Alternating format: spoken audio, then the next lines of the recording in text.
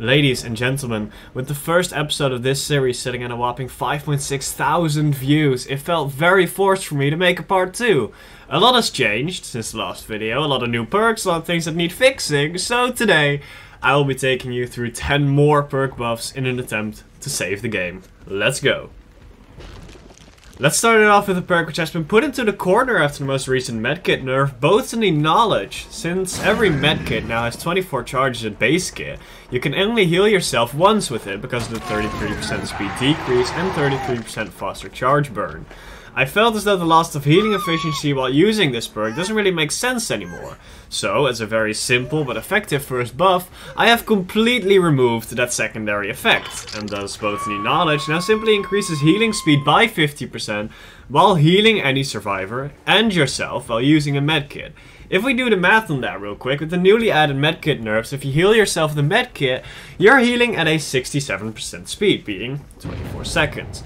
With Botany Knowledge, this makes it 117%, resulting in an approximately 14-second heal when using a medkit.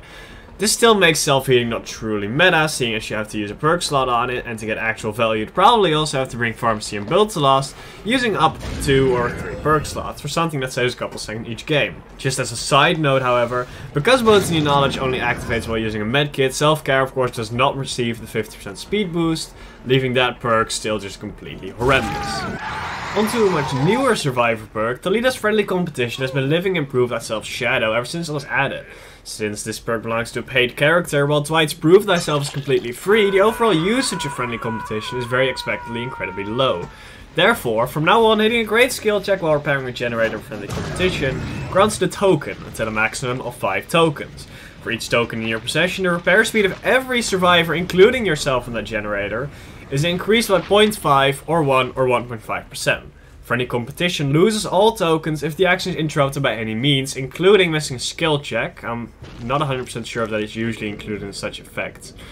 Survivors can obviously only be affected by only one instance of Friendly Competition at the same time. And if these percentages are too low, they could be increased, I guess, but I feel like keeping them low makes it a decent powered perk.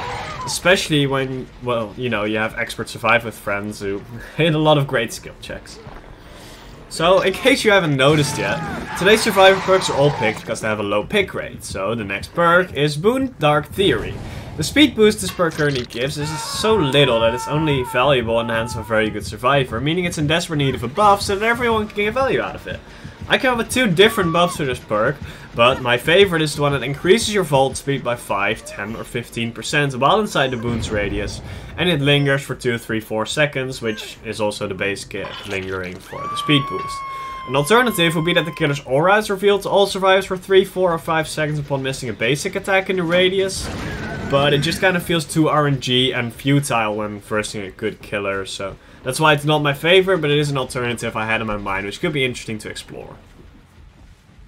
Next up is probably the least used survivor perk, Poised. Since the addition to that by dead, it has never been changed, and it's always been just terrible. How this perk has never been changed by the devs is just a complete mystery to me, but well, I'm here, and I'm doing their job, so let's go.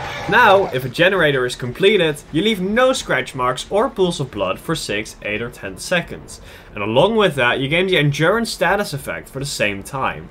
This makes Poised a really good perk for those survivors who always get in situations where they need to stick a generator to just finish it when the killer is approaching, now giving you just the edge and courage you might need to pull it off. For the last survivor perk, I put in just the extra effort and made something that can actually be very good when playing with friends. After Toledo Lyra's release, Blood Pact has just been the worst teamwork power of 2, and the devs once again slept on it completely. The only difference is that Blood Pact only used when you're the Obsession, meaning that having multiple of them is pretty much useless. Because of this, I have completely reworked Blood Pact's effects, making it very strong and rewarding for those who stick together. Now, after you complete a healing action on the Obsession or have them complete one on you, you both gain the endurance status effect until no longer within 16 meters of each other. If either of the survivors takes a hit, that hit will be completely ignored, once again Medal of Man style, and Blood Pact will be deactivated. Now, granted, this perk is very useful, so you might need to implement a token system to limit its usage, and the survivor could be highlighted in white, just like what happens when you take a regular endurance hit, but just constantly to alert the killer.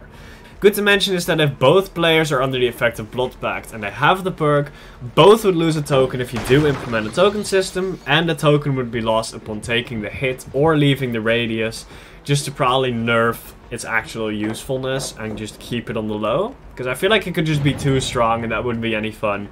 So the token system is probably a really good idea to put in there. Now, onto the killer perks, and I'll be honest, none of these are really that special, just little buffs, but for the last one I have something that's probably very desirable for killer mains, so do stick around. All of today's killer perks belong to killers who have been in the game for a long time though, so enjoy these little ancient perk buffs. The first perk will be Claustrophobia, coming from Demogorgon. This perk has been the same for a while, but its use is just too little and too short.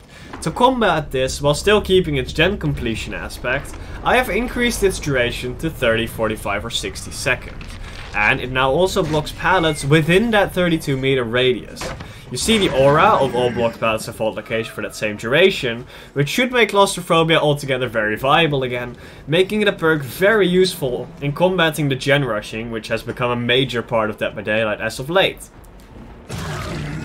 The Huntress has been in Dead by Daylight for a very long time, and while Hex Huntress Lullaby is a pretty decent perk, her other two perks have been lacking severely. We are starting off by buffing Beast of Prey by keeping the undetectable aspect, but also increasing vault speed by 15, 20 or 25% while Bloodslot is active and for 5 seconds after. This should make for a bit scarier chases if they keep going for too long, allowing jump scares through windows and no need to pull red light fakes. All in all, probably a really good change, especially the 5 seconds after Bloodlust is active, because even though you're not in chase, the killer could still pop up behind you.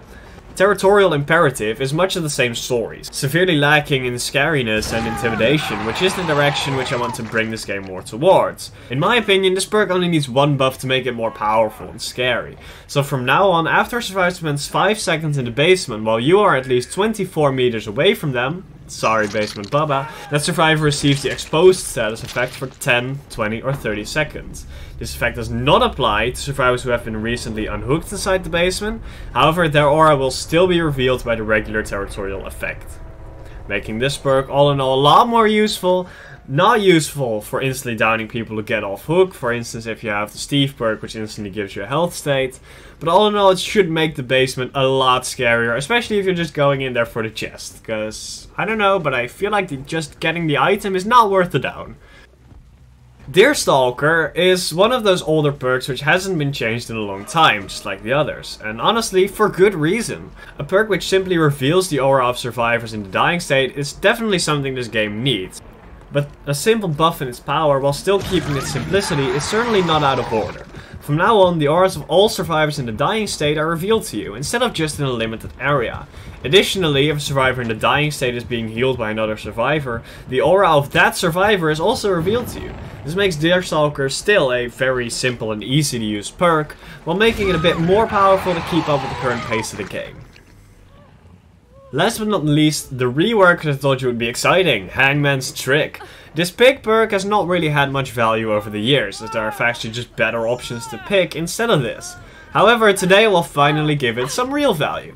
We have Lightborn in the game, which exists to counter flashlight saves mostly. A mechanic which requires a decent amount of skill to pull off, and while the same goes to pallet saves, I feel there should never be accounted to that, as it is a very rare instance it actually works, especially in the lower ranks where people would just completely mess the timing up.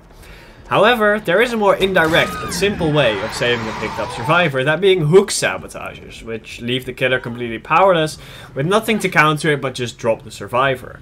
I believe Hangman's Trick should become the perk to do that. From now on, if a survivor begins sabotaging a hook within 40 meters of you, instead they will scream and they will get the incapacitated status effect for 5 seconds, also revealing their aura for that same duration. This means that this perk will no longer reveal the aura of survivors who are close to hook, but to be fair, who really cared about that? I feel like this buff would really make Hangman much more of a useful perk to those who have been traumatized by bully squads with toolboxes and breakout. I think that this rework really matches with the Hangman's Trick vibe and just the pig in general. It's kind of like trapping the hooks, that if someone touches it, then boom, they get incapacitated, they scream, they get their aura revealed. I think it matches really well with the whole pig and just saw trap kind of idea, which is also a reason why I implemented this. Unfortunately, however, this is going to end our episode here today. Thank you so much for watching this again. I hope you enjoyed it. If you didn't see the last episode yet, make sure to definitely go check that one out because it was a lot of fun too. If you have any feedback or ideas for the next episode, make sure to put it in the comments. And until next time, I'll see you later. Ciao.